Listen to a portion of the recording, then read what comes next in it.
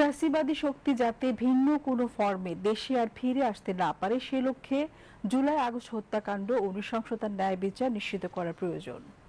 আন্তর্জাতিক অপরাধ ট্রাইব্যুনাল একে আজ জুলাই আগস্ট গণ অভ্যুত্থানে মানবতা বিরোধী অপরাধে ক্ষমতাচ্যুত প্রধানমন্ত্রী শেখ হাসিনা সহ ৩ জনের বিরুদ্ধে মামলার সাক্ষ্যদান শেষে আজ দৈনিক আমার দেশ পত্রিকার সম্পাদক ডক্টর মাহমুদুর রহমান সাংবাদিকদের এসব কথা বলেন।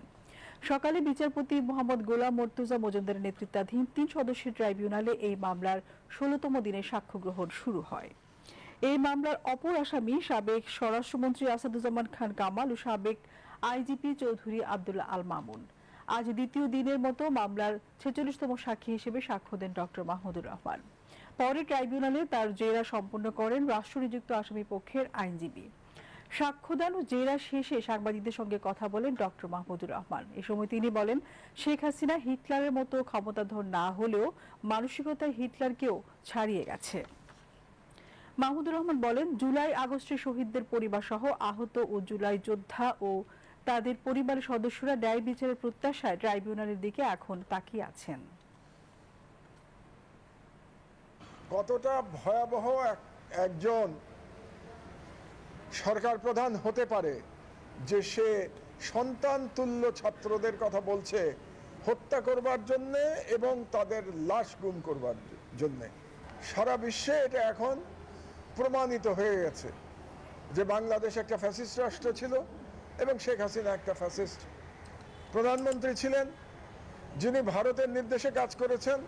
যে মায়ের বুক খালি হয়েছে, যে পিতা সন্তান হারিয়েছেন, তারা এই ট্রাইব্যুনালের দিকে তাকিয়ে আছেন, তারা ন্যায় বিচারের জন্য তাকিয়ে আছেন, যাতে করে এমন ন্যায় বিচার প্রতিষ্ঠিত হয় এখানে, সেই ন্যায় বিচারের মাধ্যমে বাংলাদেশে আর কখনো কোনো ফ্যাসিস্ট শাসক ফিরে আসার পথ রুদ্ধ হয়ে যায়। শেখ হাসিনাও একজন ছোটখাটো হিটলার ছিলেন, হিটলারের মতো ক্ষমতা তার ছিল না, কিন্তু মানসিকতায় তিনি হিটলারকে ছাড়িয়ে গিয়েছিলেন।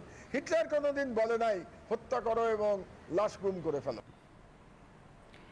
সাংবাদিকদের ব্রিফকালে চিফ প্রসিকিউটর মোহাম্মদ তাজুল ইসলাম জানান, বাংলাদেশের স্বাধীনতা পরবর্তী সময় থেকে ২০২৪ সালের ৫ই আগস্ট পর্যন্ত আওয়ামী লীগের ফ্যাসিবাদী হয়ে ওঠার ঘটনাক্রম দৈনিক আমার দেশ পত্রিকার সম্পাদক ডক্টর মাহমুদুর রহমানের জবানবন্দিতে উঠে এসেছে, যা এই মামলার অকাট্য দলিল হয়ে থাকবে।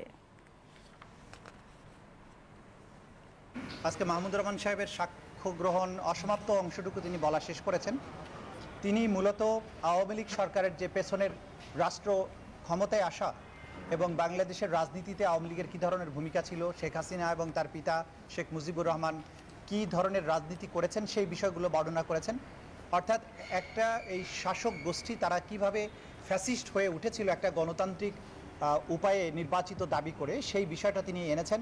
এবং একটা দল, একটা গোষ্ঠী ফ্যাসিস্ট হয়ে ওঠা এবং জুলাই আগস্টের যে গণহত্যা হয়েছে, এই ছাত্রদের আন্দোলনকে দমন করার জন্য কিভাবে মারণাস্ত্র ব্যবহার করা হয়েছে, কিভাবে তাদেরকে কমান্ড দিয়ে পুরো বাহিনীকে ব্যবহার করে তাদেরকে লিথাল ওয়েপন ব্যবহার করে নির্মূল করার চেষ্টা করা হয়েছে, এই পুরো প্রেক্ষাপট তিনি তার সম্পূর্ণ বক্তব্যের মধ্য দিয়ে নিয়ে এসছেন এবং এর মধ্য দিয়ে তিনি এই মামলার সামগ্রিকতাকে তিনি তুলে ধরেছেন। এবং আমরা মনে করি যে তার এই সাক্ষ্য শেখ হাসিনার অপরাধ প্রমাণের জন্য বা আসামিদের অপরাধ প্রমাণের জন্য একটা গুরুত্বপূর্ণ দলিল হয়ে থাকবে, ঐতিহাসিক সাক্ষী তিনি দিয়েছেন।